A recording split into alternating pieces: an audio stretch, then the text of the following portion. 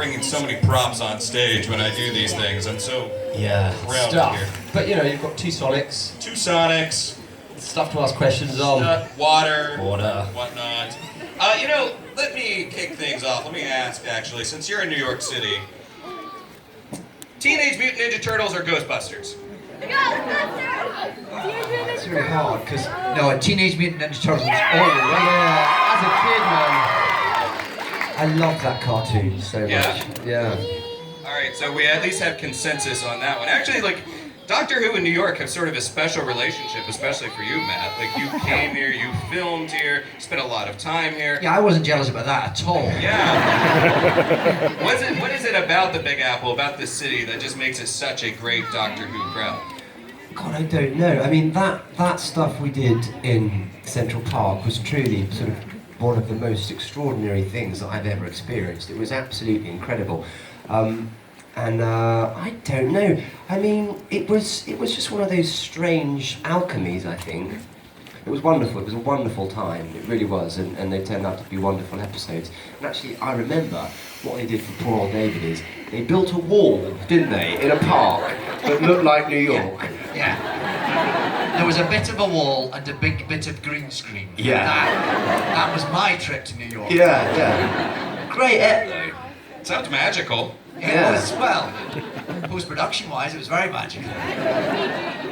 Well, okay, so since you've been in New York for a bit of time, of course you're working on Richard II over at BAM. And on the flip side of things, you worked on Jessica Jones.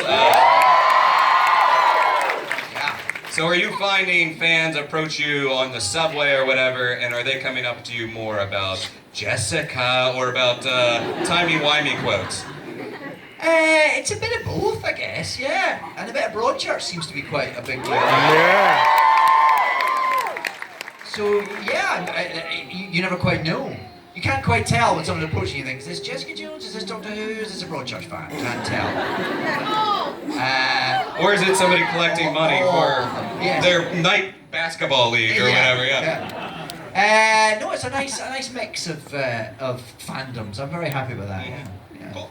Well, I want to throw it out to a question from this young person right here with a bow tie. Someone's going to assist him with a microphone. Yeah. You look quite dashing. Sharp, brother.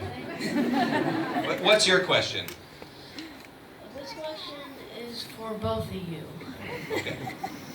Which do you prefer, Star Wars or Star Trek? These are tough questions today, yeah. Star Wars. I would probably go Star Wars too. I don't want the people in Star Trek to feel they can't offer me a job. Yeah, same here. Because I'd love to be in them both. Yeah, you can appear in both, I suppose. If this next question is like Marvel versus DC, things are gonna get really awkward. What's your question? Easy.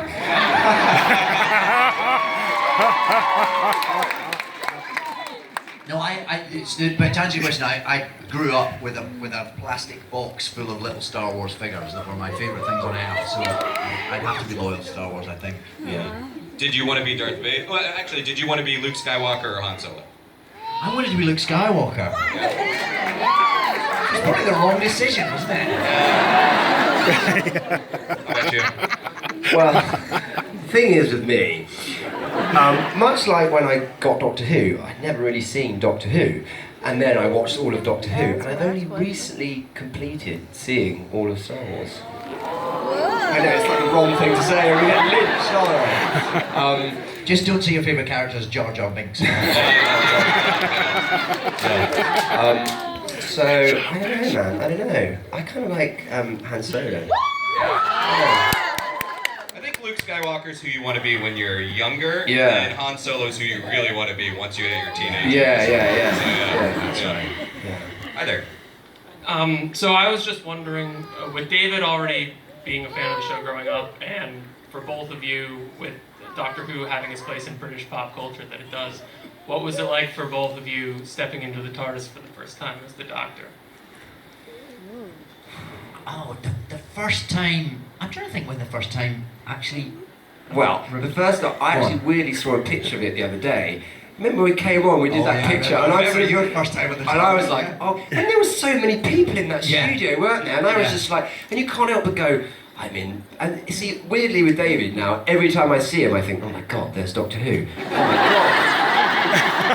God. Doctor Who. And I was so nervous. You didn't seem it. Well, You were quite quiet, I suppose. Yeah. This was when we filmed the regeneration scene, and Matt, it was quite a, there was quite a lot of hoo-ha that day. And there was so many explosions, and also it's weird energy-wise because it's such a big scene. I then found when you're departing, you're building up to it. You really don't want to film it in some ways, and then it's a completely different energy for the other guy coming in because he's just being born, I suppose. Yeah, and the great and the good had descended because also with me leaving and Matt taking over, there was the changing of the guard. Yeah. T. Davis and Julie Gardner were leaving, and Piers and Stephen were taking over. And so there was they all were around there. Everyone was there as well. And also people came out of the woodwork in Cardiff and were sort of just everyone came over from Sarah Jane. Yeah. It was the busiest I've ever seen that studio. Yeah. So it did feel like a bit of an event, which isn't really the easiest thing for you to just sort of hit the ground running on, although you did it magnificently, annoyingly. But I had completely the opposite experience because they filmed my bit before they were announcing that the Doctor was changing. It was all top secret. So I got kind of smuggled into Cardiff months after they'd wrapped on the first series. And the studio was all locked up. They had to kind of take the dust sheets off, and there was a tiny little crew. There was nobody else there. Billy Piper was a cross of gaffer tape on the wall for an eye line. So we had very different, I suppose, first experiences, didn't we? Yeah. God. Was it awkward as far as it was still very much, I mean, his show, but you still have to. Yeah, it was definitely. You have to deliver. You have to. Oh my God! I mean, David was so popular. Obviously so popular. And I would walk down the street, and people would be like, "Don't break Doctor Who." It was really tough. Like everyone was like, "What do you mean he's 20? Who's that?" No one knew who I was, and it was. They were, and everyone kept saying to me, "Massive. I know they're big shoes to fill." But actually, sort of, he was really nice to me. I used to ring you up and go, "Oh, what about this? And what about that?" And weirdly, Peter does a sort of similar thing, doesn't he? He sort of gives you a call every now and then and goes. And my advice to him was just say no. Just say no to everyone. But it is. There's a huge sense of responsibility with it, isn't there? There's sort of a. There is, yeah. It's such a, And it is great having Matt and Peter to talk to, actually. It's a weird, very small little self-help group. Yeah. Because it's such an odd, and it's a wonderful thing to be part of and to be at the centre of, but it's quite unique. Yeah. It's unique in TV. There's nothing really like it. No. Maybe the captains of the Starship Enterprise do the same thing. I don't think they do. But you wouldn't know since you don't like Star Trek. I never said that. I never said I didn't like it. You can like both. Exactly. Yeah. You can like both. Hi there. Hi. Hi. It's a question for both of you. Do you think you could ever play the role of the Doctor again?